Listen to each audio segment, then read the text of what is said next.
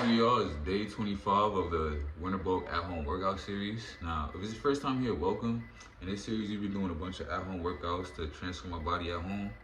Today's video, since the 25th, Charge GD33, or not the 25th, but day 25, Charge GD33, 2 plus 5 is 7, 7's number injury.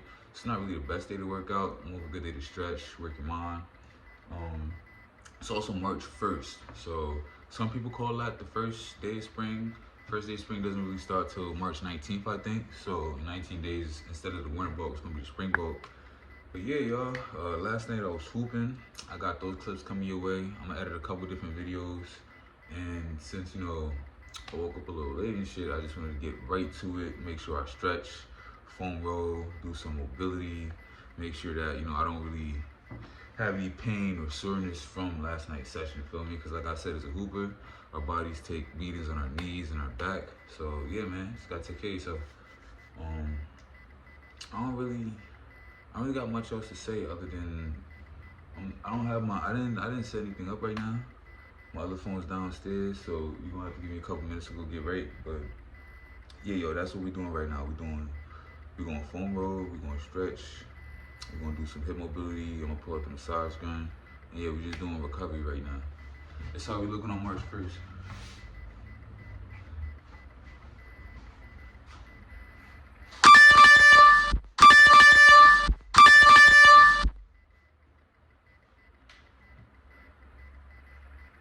That's how we're looking on March 1st, y'all. Alright. So give me like 2 minutes to go get my other phone speaker. And then we're gonna start that session.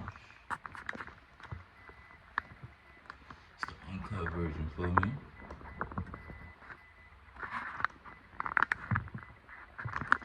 Yo, I had to buy storage yesterday. Apple made me have to buy storage yesterday, man. And I don't know what this is about. I don't really be caring because I don't ever get pimples, but I don't know what that's about. Fuck it though, I'm not an insecure ass nigga. Like, shit happens once in a while. Feel me? Still gonna record. My brother's like, yo, you been eating butt? Nah, nigga.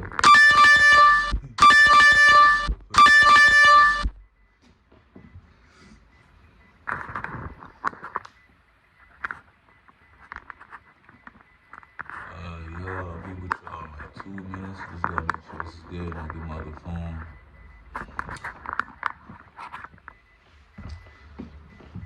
I'm gonna listen to an audiobook today. I'm trying to get better at having like more engaging conversations. So the audiobook I'm gonna put in the background is called 92 Ways to Talk to People, or How to Talk to People 92 Ways. Something like that. 92 different ways to talk to people.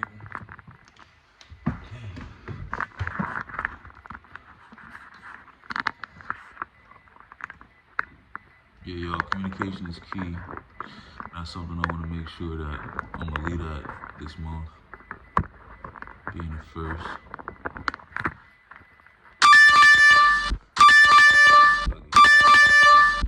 Cash App is going off right now. I don't want to fuck with it, though. Gotta do this, man.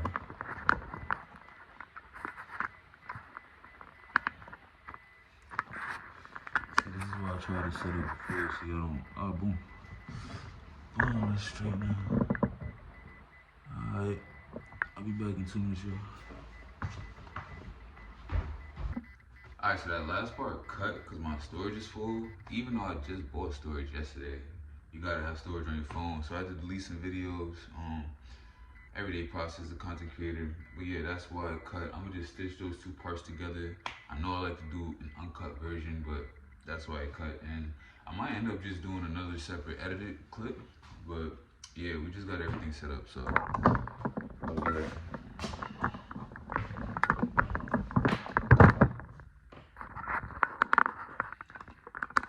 It's literally the first thing I do when I start my day.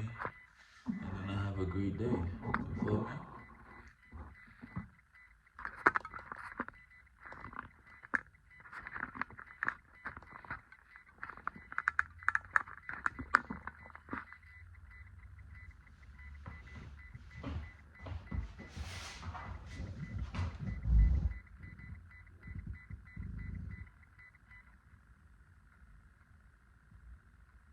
last book was called 92 Ways to Talk to Anyone. So that's what we're listening to right now. Walk-ins. This is Audible.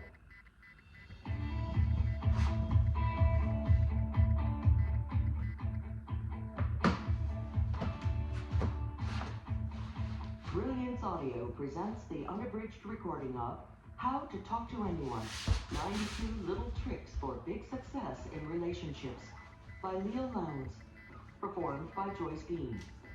Introduction read by the author.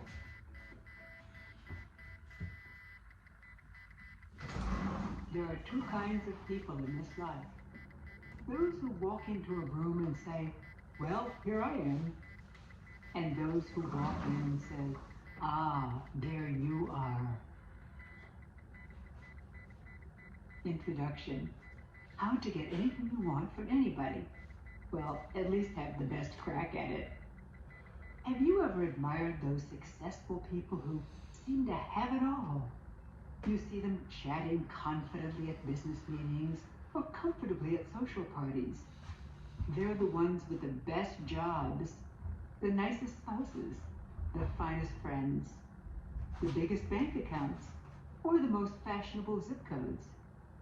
But wait a minute, a lot of them aren't smarter than you. They're not more educated than you. They're not even better looking. So what is it? Some people suspect they inherited it. Others say they married it or were just plain lucky. Tell them to think again. What it boils down to is their more skillful way of dealing with fellow human beings. You see, nobody gets to the top alone. Over the years, people who seem to have it all have captured the hearts and conquered the minds of hundreds of others who helped boost them rung by rung to the top of whatever corporate or social ladder they chose. Wannabes, wandering around at the foot of the ladder, often gaze up and grouse that the big boys and big girls at the top are snobs. When big players don't give them their friendship, love, or business, they call them cliquish or accuse them of belonging to an old boy network. Some grumble that they hit their heads against a glass ceiling. The complaining little leaguers never realize the rejection was their own fault. They'll never know they blew the affair, the friendship, or the deal because of their own communications fumbles. It's as though well-liked people have a bag of tricks, a magic, or a Midas touch that turns everything they do into success. What's in their bag of tricks? You'll find a lot of things.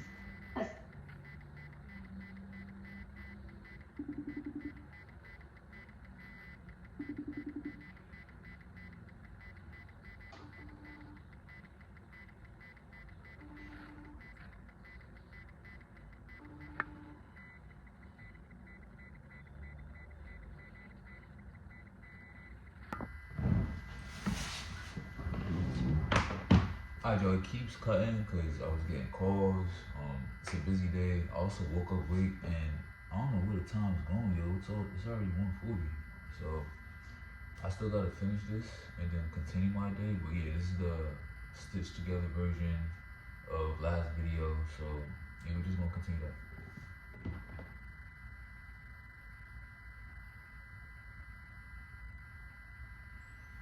I'm loading on my YouTube right now.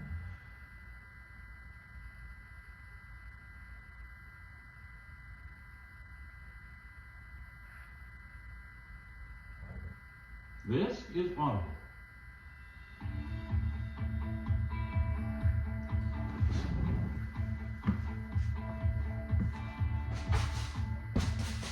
Brilliance Audio presents the unabridged recording of How to Talk to Anyone, 92 Little Tricks for Big Success in Relationships by Leo Lowndes, performed by Joyce Bean. Introduction read by the author.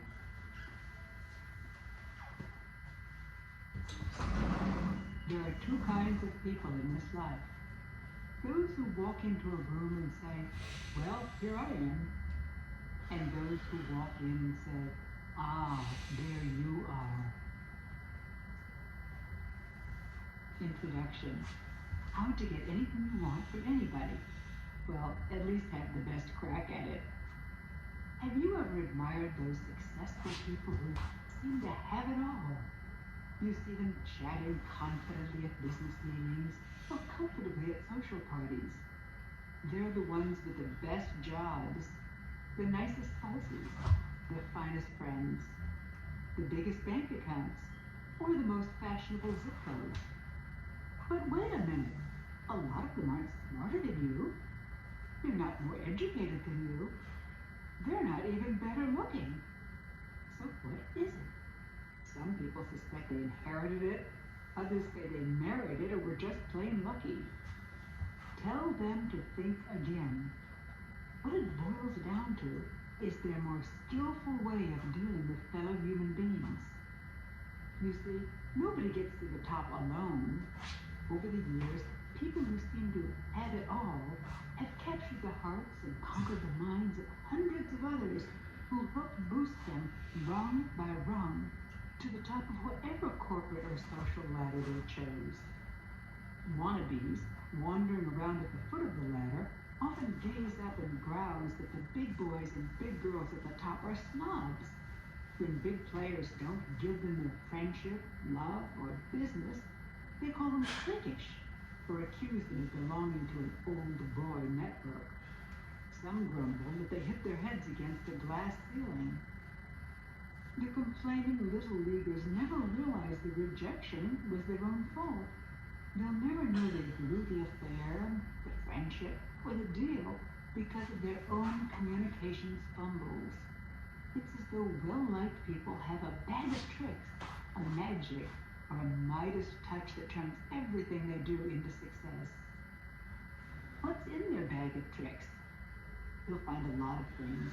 A substance that solidifies friendship, a wizardry that wins minds, and a magic that makes people fall in love with them. They also possess a quality that makes bosses hire and then promote, a characteristic that keeps clients coming back.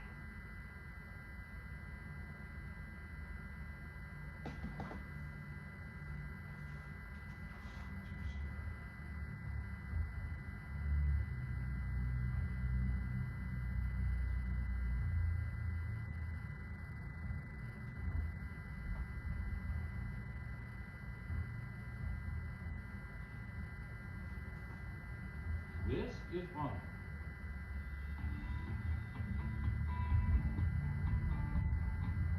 And get whatever you want in life.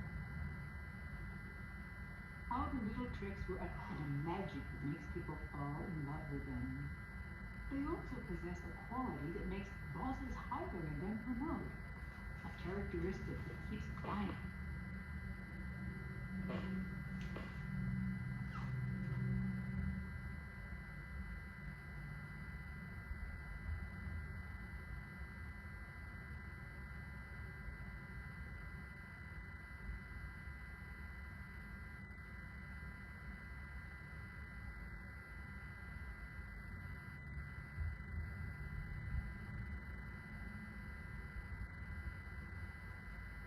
Characteristic that keeps clients coming back, and an asset that makes customers buy from them and not the competition. We all have a few of those tricks in our bags. Welcome to Six Pack Promise. Today's workout will require the following pieces of equipment. A physio ball. Physio ball knee tucks for 30 seconds. Begin in 5, 4, 3, 2, 1.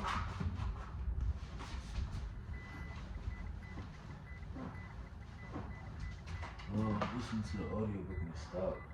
That's so annoying. Fuck, is this app doing? My fault, yeah. I usually good about my emotions, but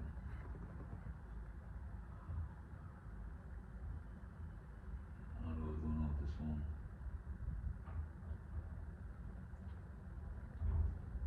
No one ever got a six-pack resting this much. Trying to get the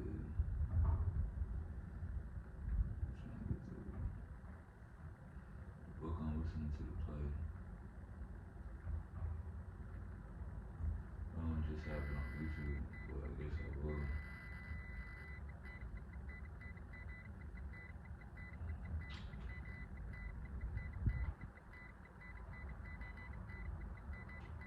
tricks. You'll find a lot. Welcome to Six Pack Promise. Today's workout will require the following pieces of equipment. A physio ball. Physio ball knee tucks for 30 seconds. Begin in 5, 4, 3, 2, 1. Bosses hire and then promote. A characteristic that keeps clients coming back. And an asset that makes customers buy from them and not the competition. We all have a few of those tricks in our bags, some more than others. Those with a whole lot of them are big winners in life. How to talk to anyone. 10 seconds left. Little tricks that they use every day, so you too can play the game to perfection and get whatever you want in life. Physio ball around the world for 30 seconds. Begin in 5, 4, 3, 2, 1. Bad acting in a college play shouted, "No, your body is belying your words. Every tiny movement, every body position he held, divulges your private thoughts.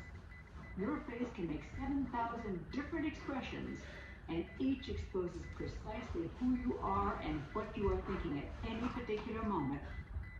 Then 10 seconds left.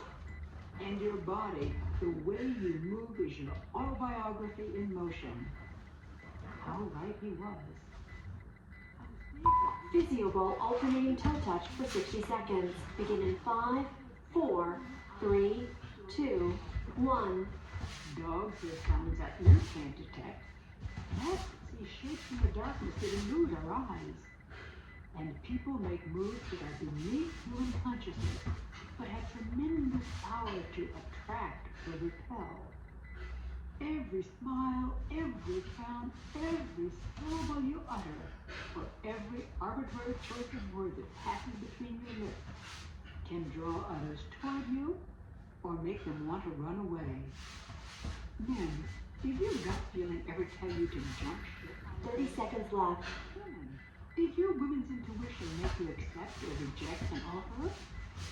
On a conscious level, we may not be aware of what the hunch is, but like the ear of the dog or the eye of the bat, the elements that make up subliminal sentiments are very real. Imagine, please, two humans in a complex 10 seconds left. to record all the signals flowing between the two. As many as 10,000 units of information flow per second. 30 seconds rest. Roughly half the adult population of the United States would be required to sort the units in 1 hour's interaction between two subjects, a University of Pennsylvania Communications Authority estimates. With a zillions of subtle actions and reactions zapping back and forth between two human beings, can we come up with 10 seconds left. every communication clear, confident, credible, and charismatic? Determined to find the Physio ball corkscrews for 30 seconds. Begin in 5, 4, 3, 2, 1. I explored hundreds of studies conducted around the world on what qualities made up leadership and credibility. Intrepid social scientists left no stone unturned in their quest to find a formula. For example, optimistic Chinese researchers, hoping charisma might be in the diet, went so far as to 10 seconds left. a personality type to the catecholamine level in subjects' urine. Needless to say, Not their bad, results were still in shock.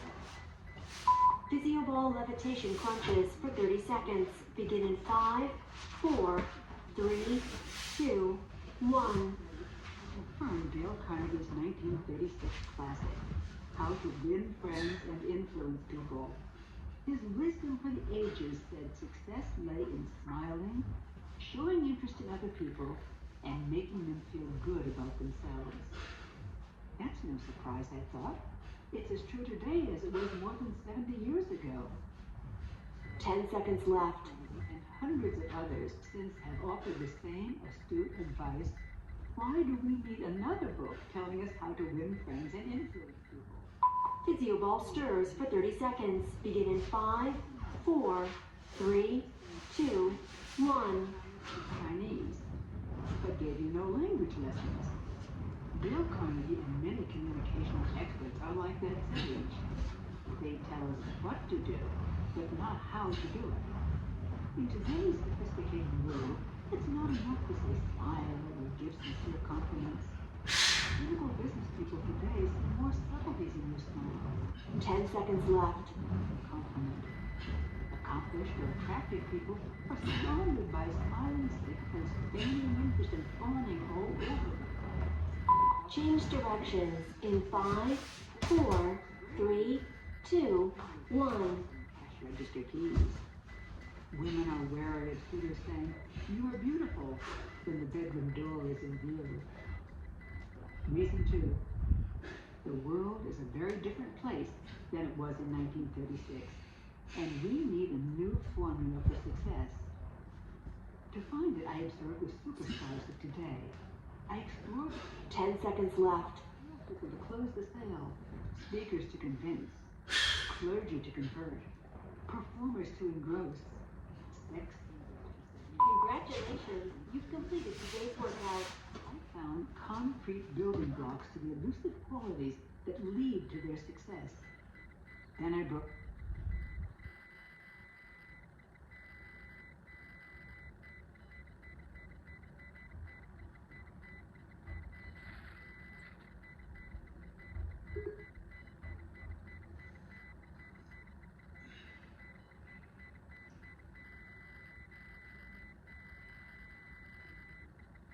And my phone is just tweaking, yo, and I'm not have workouts not working. I got another set I gotta do.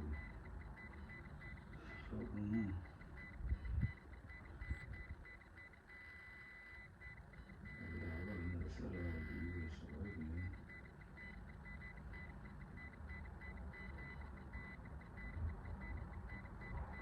I'm tired of having to restart this phone like there's something wrong with it.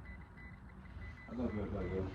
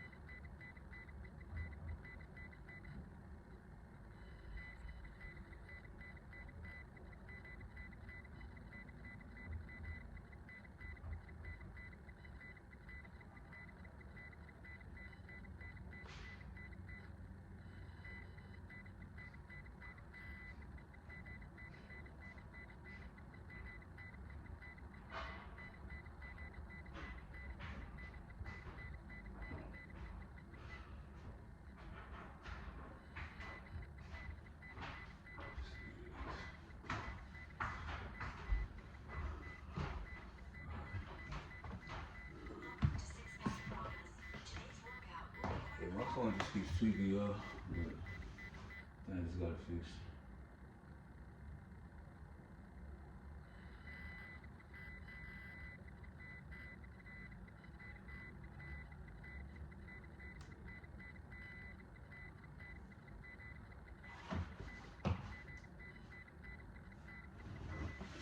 Yeah, I think I just gotta fix it. Welcome to Six Pack Promise. Today's workout will require the following pieces of equipment.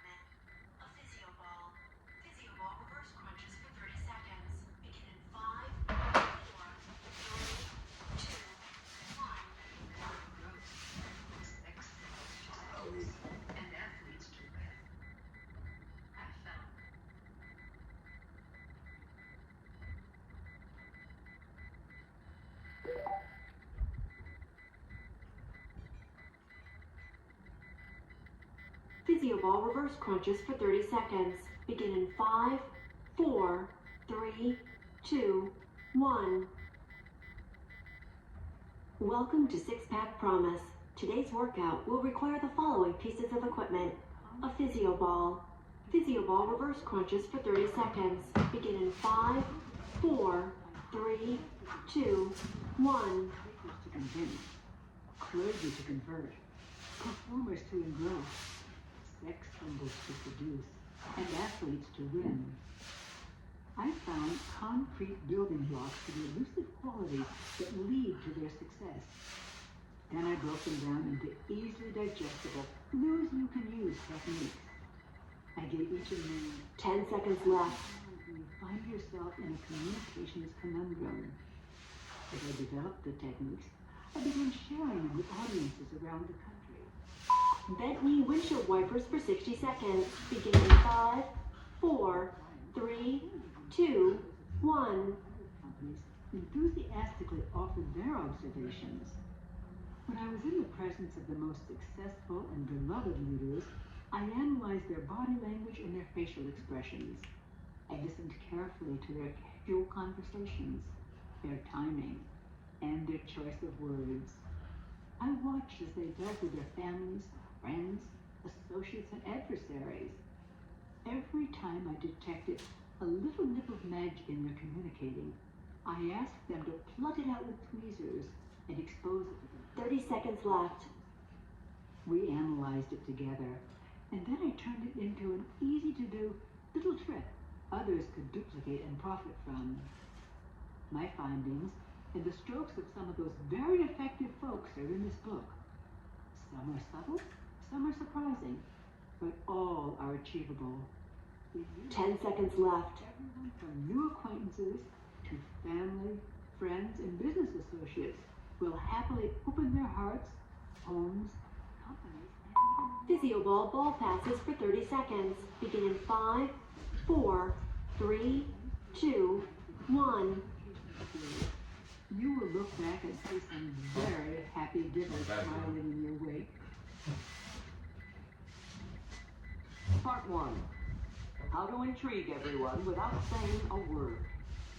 You only have 10 seconds to show you're somebody. The exact moment that two humans lay eyes on each other has 10 seconds left. the first sight of you is a brilliant holograph. It burns its way into your new acquaintance's eyes and can stay emblazoned in his or her memory forever. PhysioBall side plank drops for 30 seconds. Begin in 5, 4, 3, 2, 1.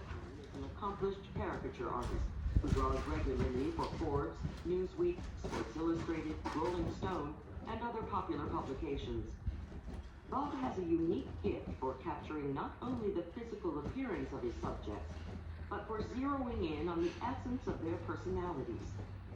The bodies and souls of hundreds of luminaries radiate. 10 seconds left. One glance at his caricatures of famous people, and you can actually see their personalities. Sometimes at a party, Bob will do a quick Switch sides in 5, 4, 3, 2, 1. They watch their friend's image and essence materialize before their eyes. When he's finished drawing, he puts his pen down and hands the napkin to the subject. Often a puzzled look comes over the subject's face. He or she usually mumbles some politeness like, "Well, that's great, but it really isn't me." The crowd's convincing 10 seconds left. as it is drowns the subject out and squelches any lingering doubt. The confused subject is left to stare back at the world's view of himself or herself. 30 seconds rest. Once, when I was visiting Bob's studio, I asked him how he could capture people's personalities so well. He said, "It's simple. I just look at them." "No," I asked. "How do you capture their personalities? Don't you have to do a lot of research about their lifestyle, their history?" "No, I told you, Leela, I just look at them." "Huh?" He went 10 on. seconds left.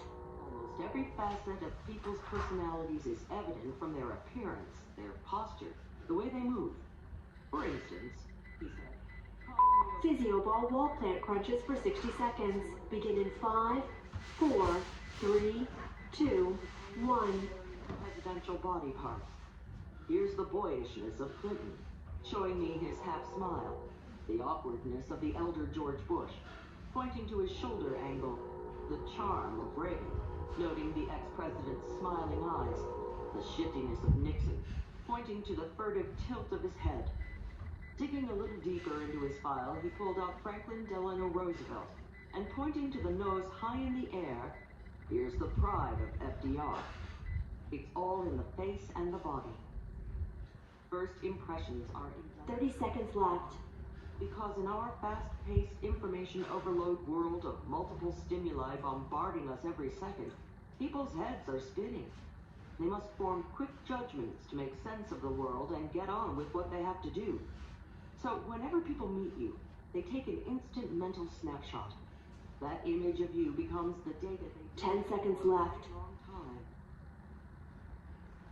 Your body shrieks before your lips can speak. Are there data accurate? Physioball stirs for 30 seconds. Begin in 5, 4, 3, 2, 1. Has already axed its way into their brains. The way you look and the way you move is more than 80% of someone's first impression of you. Not one word need be spoken. I've lived and worked in countries where I didn't speak the native language. Yet without one understandable syllable spoken between us, the years proved my first impressions were on target. 10 seconds left. Colleagues, I could tell instantly how friendly they felt toward me, how confident they were, and approximately how much stature they had. Change directions in 5, 4, 3, 2, 1. I have no extrasensory skill. You'd know too. How? Because before you have had time to process a rational thought, you get a sixth sense about someone. Studies have shown emotional reactions occur even before the brain has had time to register what's causing their reaction. Thus, the moment someone looks at you, he or she experiences 10 seconds left. the impact of which lays the groundwork for the entire relationship. Bob told me he captures that first hit in creating his caricatures. Congratulations, you've completed today's workout.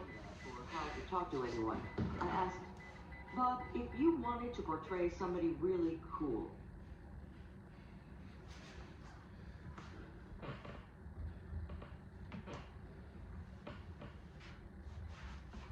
you know, intelligent, strong, charismatic, principled, fascinating, caring, interested in other people. Easy, Bob interrupted. He knew precisely what I was getting at. Just give him great posture, a heads-up look, a confident smile, and a direct gaze. It's the ideal image for somebody who's a somebody. How to look like a somebody. My friend Karen is a highly respected professional in the home furnishings business. Her husband is an equally big name in the communications field. They have 2 small sons. Whenever Karen is at a home furnishings industry event, everyone pays deference to her. She's a very important person in that world. Her colleagues at conventions jostle for position just to be seen casually chatting with her and, they hope, be photographed rubbing elbows with her for industry Bibles like Home Furnishings Executive and Furniture World. Yet, Karen complains, when she accompanies her husband to communications functions, she might as well be a nobody. When she takes her kids to school functions, she's just another mom. She once asked me, Leal, how can I stand out from the crowd so people who don't know me will approach me and at least assume I'm an interesting person? The techniques in this section accomplish precisely that. When you use the next 9 techniques, you will come across as a special person to everyone you meet. You will stand out as a somebody in whatever crowd you find yourself in, even if it's not your crowd. Let's start with your smile. 1. How to make your smile magically different. In 1936, one of Dale Carnegie's 6 musts in How to Win Friends and Influence People was smile. His edict has been echoed each decade by practically every communications guru who ever put pen to paper or mouth to microphone. However, at the turn of the millennium, it's high time we re-examine the role of the smile in high-level human relations. When you dig deeper into Dale's dictum, you'll find a 1936 quick smile doesn't always work, especially nowadays. The old-fashioned instant grin carries no weight with today's sophisticated crowd. Look at world leaders, negotiators, and corporate giants. Not a smiling sycophant among them. Key players in all walks of life enrich their smile so when it does erupt, it has more potency and the world smiles with them. Researchers have cataloged dozens of different types of smiles. They range from the tight rubber band of a trapped liar to the soft, squishy smile of a tickled infant. Some smiles are warm, while others are cold. There are real smiles and fake smiles. You've seen plenty of those plastered on the faces of friends who say they're delighted you decided to drop by, and presidential candidates visiting your city who say they're thrilled to be in, Big winners know their smile is one of their most powerful weapons, so they've fine-tuned it for maximum impact. How to fine-tune your smile. Just last year, my old college friend Missy took over her family business, a Midwestern company supplying corrugated boxes to manufacturers. One day she called saying she was coming to New York to court new clients, and she invited me to dinner with several of her prospects. I was looking forward to once again seeing my friend's quicksilver smile and hearing her contagious laugh. Missy was an incurable giggler, and that was part of her charm. When her dad passed away last year, she told me she was taking over the business. I thought Missy's personality was a little bubbly to be a CEO in a tough business. But hey, what do I know about the corrugated box biz? She, 3 of her potential clients, and I met in the cocktail lounge of a midtown restaurant, and as we led them into the dining room, Missy whispered in my ear, "Please call me Melissa tonight." Of course, I winked back. Not many company presidents are called Missy. Soon after the maitre d' seated us, I began noticing Melissa was a very different woman from the giggling girl I'd known in college. She was just as charming. She smiled as much as ever. Yet something was different. I couldn't quite put my finger on it. Although she was still effervescent, I had the distinct impression everything Melissa said was more insightful and sincere. She was responding with genuine warmth to her prospective clients, and I could tell they liked her too. I was thrilled because my friend was scoring a knockout that night. By the end of the evening, Melissa had 3 big new clients. Afterward, alone with her in the cab, I said, "Missy, you've really come a long way since you took over the company. Your whole personality has developed, well, a really cool, sharp corporate edge." Only one thing has changed.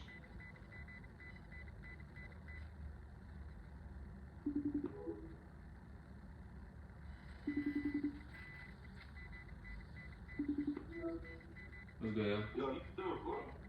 I had to do some other stuff, so now I am, yeah. Oh, my fault. I cut it off again? Nah, you good. I got you on my other phone this time. Oh, yeah, I'm about to be on the way. I bet. Did you end up getting other stuff? Huh? What do you mean? That's what I'm saying. Before you do that, you gotta make sure you got the stuff. Did you not see the group chat? I mean, call it right now, yo. Well, we both on the phone. Like, I can't do it from this phone. Like, I happen to the group chat.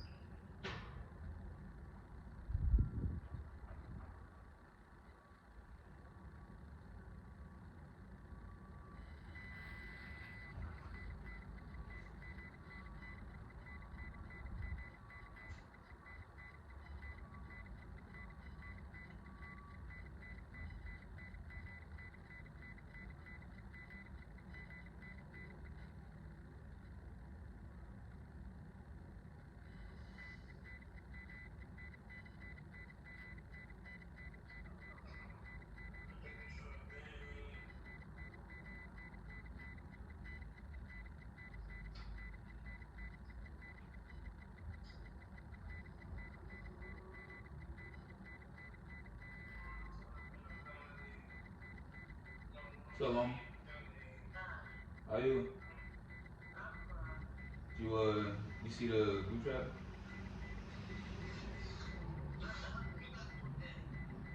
I was gonna say you wanted me to come over for the weekend, right? Then what you wanted, like 2 days? Like how many days? Well, today is Friday. I can do it today, tomorrow. Leave like tomorrow evening. Well, I can like Donaldson was gonna come see me now, and then we were gonna hang out over here, cook some stuff, and then he was just gonna bring me back after, and then I was gonna be with you from the rest of today, all of tomorrow. I'd probably leave either tomorrow night or Sunday morning. Okay, yeah, no, well, that's the thing. Did you check the group chat though?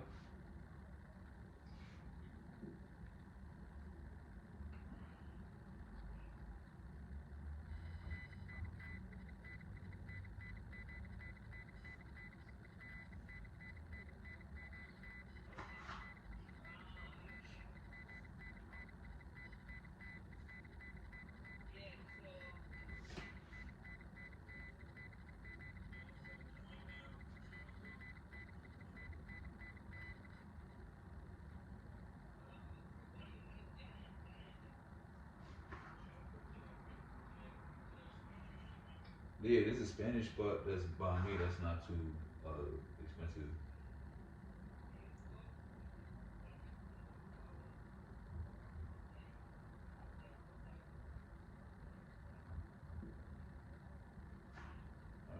So you want me to call you when he gets here and to do that? Alright. Alright. Alright, see you later today. Alright, sound like a plan, bro? Alright, bro, I'm about to finish recording. Then I gotta like start editing. I still haven't even gone to get my breakfast yet, but I'm gonna still get. If you get here before then.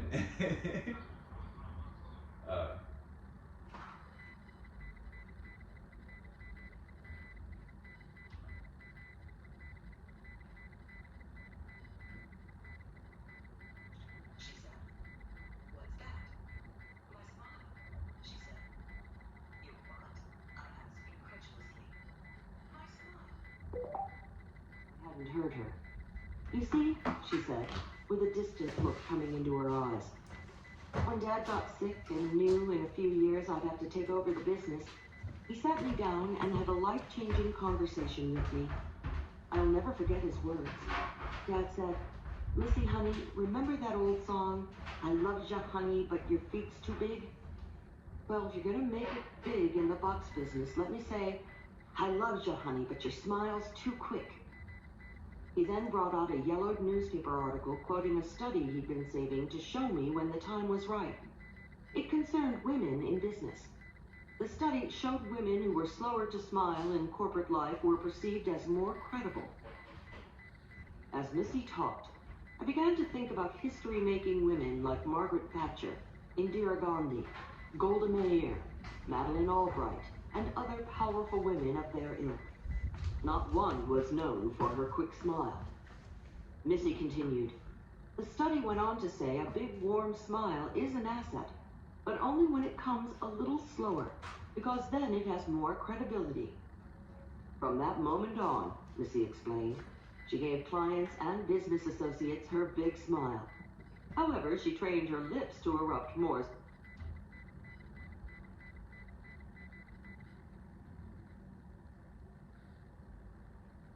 credibility. From that moment on, Missy explained, she gave clients and business associates her big smile. However, she trained her lips to erupt more slowly.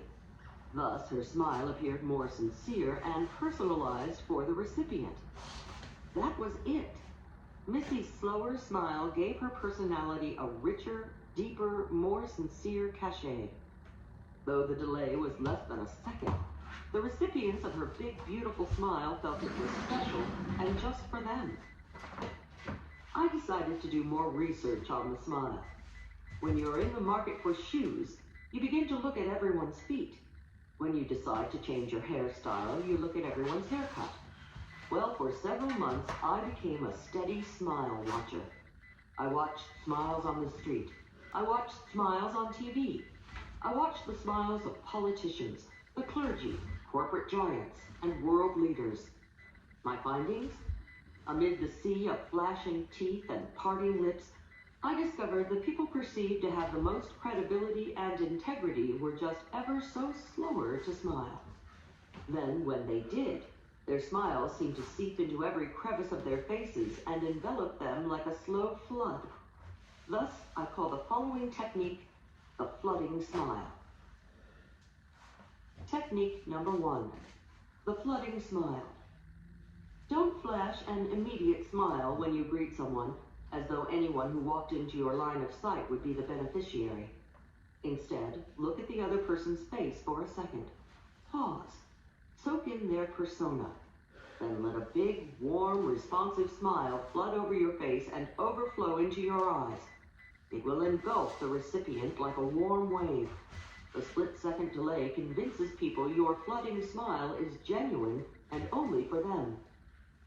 Let us now travel but a few inches north to two of the most powerful communications tools you possess, your eyes. 2. How to strike everyone as intelligent and insightful by using your eyes. It's only a slight exaggeration to say Helen of Troy could launch ships with her eyes, and Davy Crockett could stare down a bear. Your eyes are personal grenades that have the power to detonate people's emotions. Just as martial arts masters register their fists as lethal weapons, you can register your eyes as psychological lethal weapons when you master the following eye contact techniques. Beloved people in the game of life look beyond the conventional wisdom that teaches keep good eye contact. For one, they understand that to certain suspicious or insecure people, intense eye contact can be a virulent intrusion. When I was growing up, my family had a Haitian housekeeper whose fantasies were filled with witches, warlocks, and black magic. Zola refused to be left alone in a room with Louis, my Siamese cat. "Louis looks right through me, sees my soul," she'd whisper to me fearfully. In some cultures, intense eye contact is sorcery. In others, staring at someone can be threatening or disrespectful. Realizing this, big players in the international scene prefer to pack a book on cultural body language differences in their carry-on rather than a Berlitz phrase book. In our culture, however, big winners know exaggerated eye contact can be extremely advantageous, especially between the sexes. In business, even when romance is not in the picture, strong eye contact packs a powerful wallop between men and women. A Boston center conducted a study to learn the precise effect. The researchers asked opposite-sex individuals to have a 2-minute casual conversation. They tricked half their subjects into maintaining intense eye contact by directing them to count the number of times their partner blinked. They gave the other half of the subjects no special eye contact directions for the chat. When they questioned the subjects afterward, the unsuspecting blinkers reported significantly higher feelings of respect and fondness for their colleagues, who, unbeknownst to them, had simply been counting their blinks. I've experienced the closeness intense eye contact engenders with a stranger firsthand. Once, when giving a seminar to several hundred people, one woman's face in the crowd caught my attention. The participant's appearance was not particularly unique, yet she became the focus of my attention throughout my talk. Why? Because not for one moment did she take her eyes off my face. Even when I finished making a point and was silent, her eyes stayed hungrily on my face. I sensed she couldn't wait to savor the next insight to spout from my lips. I loved it. Her concentration and obvious fascination inspired me to remember stories and make important points I had long forgotten. Right after my talk, I resolved to seek out this new friend who was so enthralled by my speech. As people were leaving the hall, I quickly sidled up behind my big fan. "Excuse me," I said. My fan kept walking. Excuse me, I repeated a tad louder. My admirer didn't vary her pace as she continued out the door. I followed her into the corridor and tapped her shoulder gently. This time she whirled around with a surprised look on her face. I mumbled some excuse about my appreciating her concentration on my talk and wanting to ask her a few questions. Did you, get much out of the seminar? I ventured. Well, not really, she answered candidly. I had difficulty understanding what you were saying because you were walking around on the platform facing different directions. In a heartbeat, I understood. The woman was hearing impaired. I did not captivate her as I had suspected. She was not intrigued by my talk as I had hoped. The only reason she kept her eyes glued on my face was because she was struggling to read my lips. Nevertheless, her eye contact had given me such pleasure and inspiration during my talk that, tired as I was, I asked her to join me for coffee.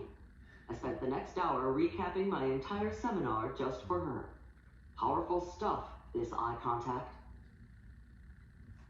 Make your eyes look even more intelligent. There is yet another argument for intense eye contact. In addition to awakening feelings of respect and affection, maintaining strong eye contact gives you the impression of being an intelligent and abstract thinker. Because abstract thinkers integrate incoming data more easily than concrete thinkers, they can continue looking into someone's eyes even during the silences. Their thought processes are not distracted by peering into their partner's peepers. Back to our valiant psychologists. Yale researchers, thinking they had the unswerving truth about eye contact, conducted another study that they assumed would confirm the more eye contact, the more positive feelings. This time they directed subjects to deliver a personally revealing monologue. They asked the listeners to react with a sliding scale of eye contact while their partners talked. The results? All went as expected when women told their personal stories to women. Increased eye contact encouraged feelings of intimacy. But whoops, it wasn't so with the men.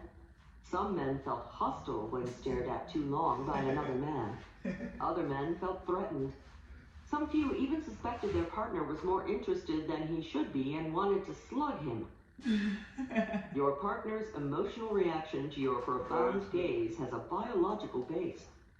When you look intently at someone, it increases their heartbeat and shoots an adrenaline-like substance gushing through their veins. This is the same physical reaction people have when they start to fall in love. And when you consciously increase your eye contact, even during normal business or social interaction, people will feel they have captivated you. Men talking to women and women talking to men or women use the following technique, which I call sticky eyes, for the joy of the recipient and for your own advantage. Guys, I'll have a man-to-man modification of this technique for you in a moment.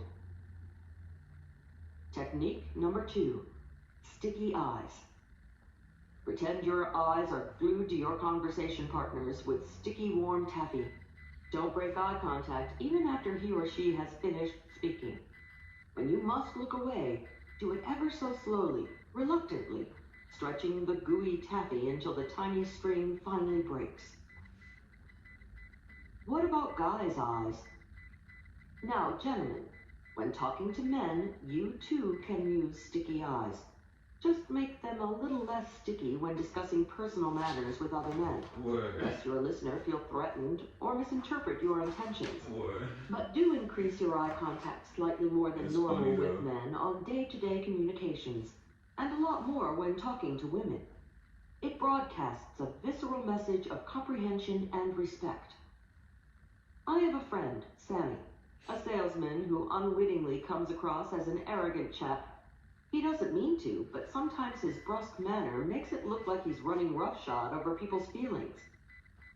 Once, while we were having dinner together in a restaurant, I told him about the sticky eyes technique.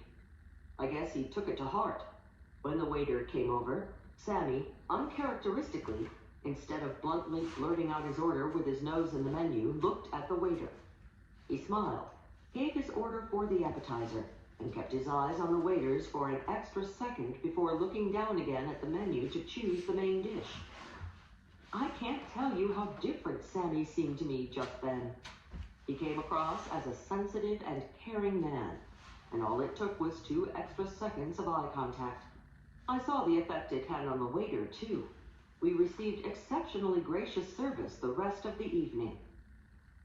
A week later, Sammy called me and said, "Leo's sticky eyes has changed my life. I've been following it to a T. With women, I make my eyes real sticky, and with men, slightly sticky. And now everybody's treating me with such deference. I think it's part of the reason I've made more sales this week than all last month." If you deal with customers or clients in your professional life, sticky eyes is a definite boon to your bottom line. To most people in our culture, profound eye contact signals trust, knowledge, and "I'm here for you" attitude. Let's carry sticky eyes one step further. Like a potent medicine that has the power to kill or cure, the next eye contact technique has the potential to captivate or annihilate. 3. How to use your eyes to make someone fall in love with you. Now we haul in the heavy eyeball artillery. Very sticky eyes, or super glue eyes. Let's call them epoxy eyes. Big bosses use epoxy eyes to evaluate employees. Police investigators use epoxy eyes to intimidate suspected criminals. And clever Romeos use epoxy eyes to make women fall in love with them. If romance is your goal, epoxy eyes is a proven aphrodisiac. The epoxy eyes technique takes at least 3 people to pull off. You, your target, and 1 other person. Here's how it works. Usually, when you're chatting with 2 or more people, you gaze at the person who is speaking. However, the epoxy eyes technique suggests you concentrate on the listener, your target, rather than the speaker. This slightly disorients the target, and he or she silently asks, "Why is this person looking at me instead of the speaker?" Your target senses you are extremely interested in his or her reactions. This can be beneficial in certain business situations when it is appropriate that you judge the listener. Human resources professionals often use epoxy eyes, not as a technique, but because they are sincerely interested in a prospective employee's reaction to certain ideas being presented. Attorneys, bosses, police investigators, psychologists, and others who must examine subjects' reactions also use epoxy eyes for analytical purposes. When you use epoxy eyes, it sends out signals of interest blended with complete confidence in yourself. But because epoxy eyes puts you in a position of evaluating or judging someone else, you must be careful. Don't overdo it, or you could come across as arrogant and brazen. Technique number 3, epoxy eyes. This brazen technique packs a powerful punch.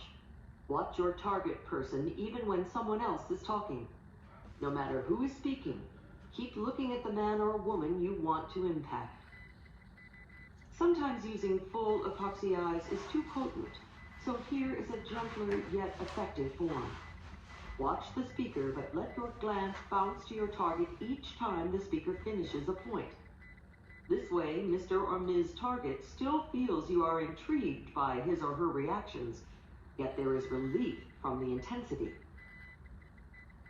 Use epoxy eyes to push their erotic button. If romance is on the horizon, epoxy eyes transmits yet another message. It says, "I can't take my eyes off you," or "I only have eyes for you." Anthropologists have dubbed eyes the initial organ of romance, because studies show intense eye contact plays havoc with our heartbeat. It also releases a drug-like substance into our nervous system called phenylethylamine. Since this is the hormone detected in the human body during erotic excitement, intense eye contact can be a turn-on. Men, epoxy eyes is extremely effective on women, if they find you attractive. The lady interprets her nervous reaction to your untoward gaze as budding infatuation. If she does not like you, however, your epoxy eyes is downright obnoxious. Never use epoxy eyes on strangers in public settings or you could get arrested. 4. How to look like a big winner wherever you go. Do you remember the lyrics to the old Shirley Bassey song? The minute you walked in the joint, I could see you were a man of distinction, a real big spender. Good looking, so refined. Say, wouldn't you like to know what's going on in my mind? The goal of this first section is not to make you look like a real big spender. Rather, it is to give you the cachet of a real big somebody the moment people lay eyes on you. To that end, we now explore the most important technique to make you look like a very important person. When the doctor smacks your knee with that nasty little hammer, your foot jerks forward. Thus the phrase knee-jerk reaction. Your body has another instinctive reaction. When a big jolt of happiness hits your heart and you feel like a winner, your head jerks up automatically and you throw your shoulders back. A smile frames your lips and softens your eyes. This is the look winners have constantly. They stand with assurance. They move with confidence. They smile softly with pride. No doubt about it, good posture symbolizes that you are a man or woman who is used to being on top. Obviously, millions of mothers sticking their knuckles between their kids' shoulder blades and trillions of teachers telling students, stand up straight, hasn't done the trick. We are a nation of slouchers. We need a technique more stern than teachers and more persuasive than parents to make us stand like a somebody. In one profession, perfect posture, perfect equilibrium, perfect balance is not only desirable, it's a matter of life and death. One false move, one slump of the shoulders, one hangdog look can mean curtains for the high-wire acrobat. I'll never forget the first time Mama took me to the circus. When 7 men and women raced into the center ring, the crowd rose as though they were all joined at the hips. They cheered with one thunderous voice. Mama pressed her lips against my ear and reverently whispered these were the great Walendas, the only troupe in the world to perform the 7-person pyramid without a net. In an instant, the crowd became hushed. Not a cough or soda slurp was heard in the big top as Carl and Herman Walenda shouted cues in German to their trusting relatives. The family meticulously and majestically ascended into the position of a human pyramid. They then balanced precariously on a thin wire hundreds of feet above the hard dirt, with no net between them and sudden death. The vision was unforgettable. To me, equally unforgettable was the beauty and grace of the 7 Walendas racing into the center of the big top to take their bows. Each perfectly aligned, head high, shoulders back. Standing so tall, it still didn't seem like their feet were touching the ground. Every muscle in their bodies defined pride, success, and their joy of being alive. Still. Here is a visualization technique to get your body looking like a winner who is in the habit of feeling that pride, success, and joy of being alive.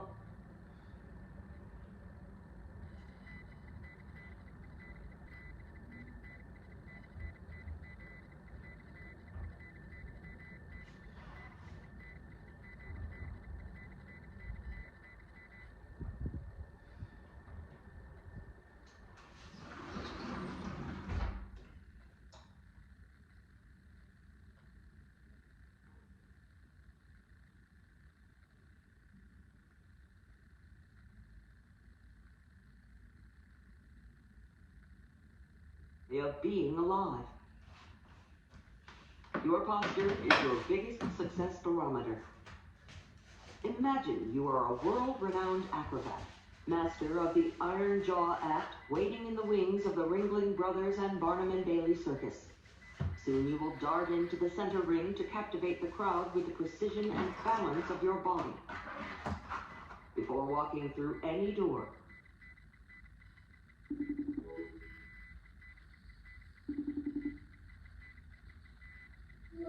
Yo, Yo, I'm recording right now, but I'm on the other drink. Just heads up.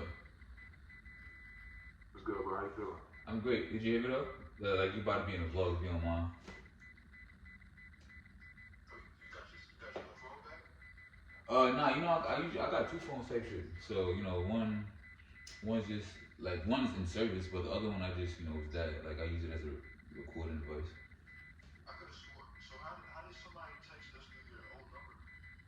So I think because that number is disconnected, but I still have the device though. I never gave the device away. You're right.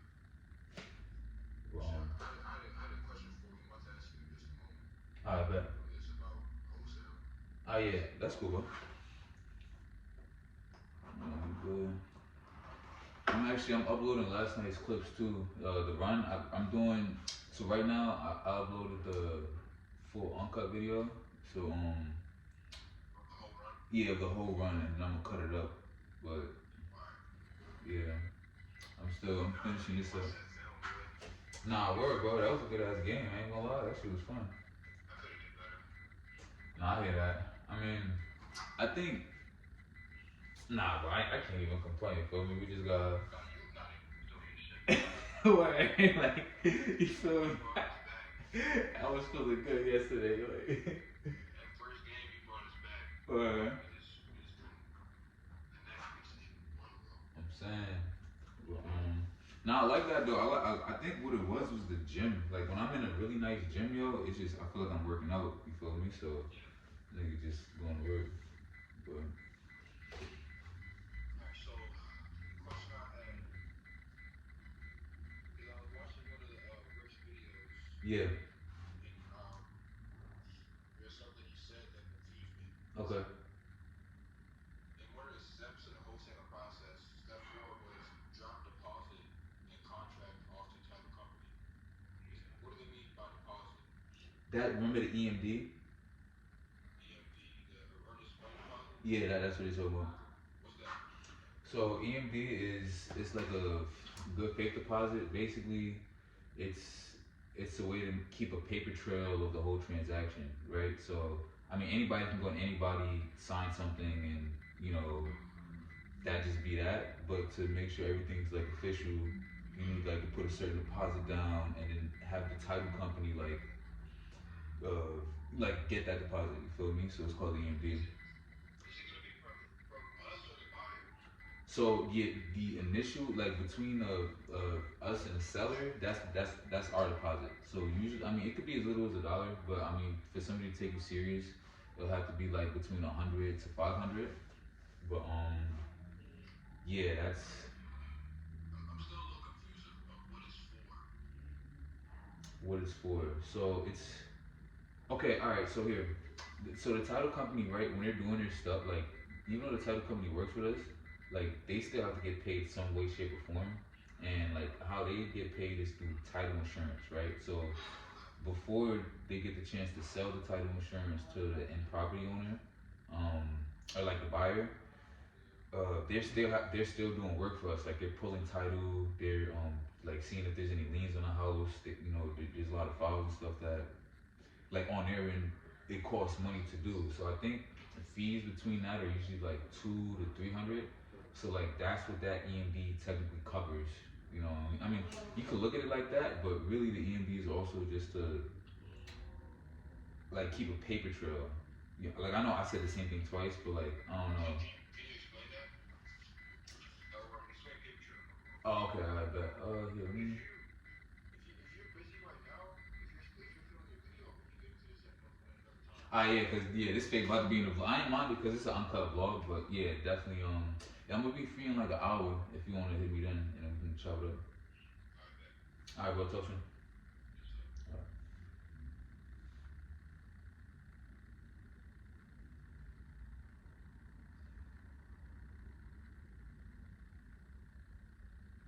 The door to your office, a party, a meeting, even your kitchen. Picture a leather bit hanging by a cable from a frame. You swing. It's an inch higher than your head. As you pass through the door, throw your head back and chomp on the imaginary dental grip that first pulls your cheeks back into a smile and then lifts you up. As you ascend high above the gasping crowd, your body is stretched into perfect alignment. Head high, shoulders back, torso out of hips, feet weightless. At the zenith of the tent, You spin like a graceful top to the amazement and admiration of the crowd craning their necks to watch you. Now you look like a somebody. One day, to test hang by your teeth, I decided to count how many times I walked through a doorway. 60 times, even at home. You calculate. Twice out your front door, twice in, 6 times to the bathroom, 8 times to the kitchen, and through countless doors at your office. It adds up. Visualize anything 60 times a day and it becomes a habit. Habitual good posture is the first mark of a big winner. You are now ready to float into the room to captivate the crowd or close the sale, or maybe just settle for looking like the most important somebody in the room. You now have all the basics Bob the artist needs to portray you as a big winner. Like he said, great posture, a heads-up look, a confident smile, and a direct gaze. The ideal image for somebody who's a somebody. Technique number 4. Hang by your teeth. Visualize a circus iron jaw bit hanging from the frame of every door you walk through. Take a bite, and with it firmly between your teeth, let it swoop you to the peak of the big top. When you hang by your teeth, every muscle is stretched into perfect posture position. Now let's put the whole act into motion. It's time to turn your attention outward to your conversation partner. Use the next 2 techniques to make him or her feel like a million. 5. How to win their heart by responding to their inner infant. Remember the old joke? The comic comes on stage and the first words out of his mouth are, "Well, how do you like me so far?" The audience always cracks up. Why? Because we all silently ask that question. Whenever we meet someone, we know, consciously or subconsciously, how they're reacting to us. Do they look at us? Do they smile? Do they lean toward us? Do they somehow recognize how wonderful and special we are? We like those people. They have good taste. Or do they turn away, obviously unimpressed by our magnificence? The cretins! 2 people getting to know each other are like little puppies sniffing each other out. We don't have tails that wag or hair that bristles, but we do have eyes that narrow or widen, and hands that flash knuckles or subconsciously soften in the palms up, I submit position. We have dozens of other involuntary reactions that take place in the first few moments of togetherness. Attorneys conducting voir dire are exquisitely aware of this. They pay close attention to your instinctive body reactions. They watch to see how fully you are facing them, and just how far forward or back you're leaning while answering their questions. They check out your hands. Are they softly open, palms up, signifying acceptance of the ideas they're expressing? Or are you making a slight fist, knuckles out, signaling rejection? They scrutinize your face for the split seconds you break eye contact when discussing relevant subjects, like your feelings on big awards for damages or the death penalty. Sometimes attorneys bring along a legal assistant whose sole job is to sit on the sidelines and take precise note of your every fidget. An interesting aside, trial lawyers often choose women to do this twitch and turn spying job because, traditionally, females are sharper observers of subtle body cues than males. Women, more sensitive to emotions than men, often ask their husbands, "Is something bothering you, honey?" These super-sensitive women accuse their husbands of being so insensitive to emotions that they wouldn't notice anything is wrong until their neckties are drenched in her tears. The attorney and the assistant then review your score on the dozens of subconscious signals you flash. Depending on their tally, you could find yourself on jury duty or twiddling your thumbs back in the juror's waiting room. Trial lawyers are so conscious of body language that, in the 1960s, during the famous trial of the Chicago 7, defense attorney William Kunstler actually made a legal objection to Judge Julius Hoffman's posture. During the summation by the prosecution, Judge Hoffman leaned forward, which, accused Kunstler, sent a message to the jury of attention and interest. During his defense summation, complained Kunstler, Judge Hoffman leaned back, sending the jury a subliminal message of disinterest. You're on trial, and you only have 10 seconds. Like attorneys deciding whether they want you on their case, everybody you meet makes a subconscious judgment on whether they want you in their lives. They base their verdict greatly on the same signals. Your body language answer to their unspoken That's how you recover, guys. Well, how do you like me so Till far? tomorrow. The first few moments of your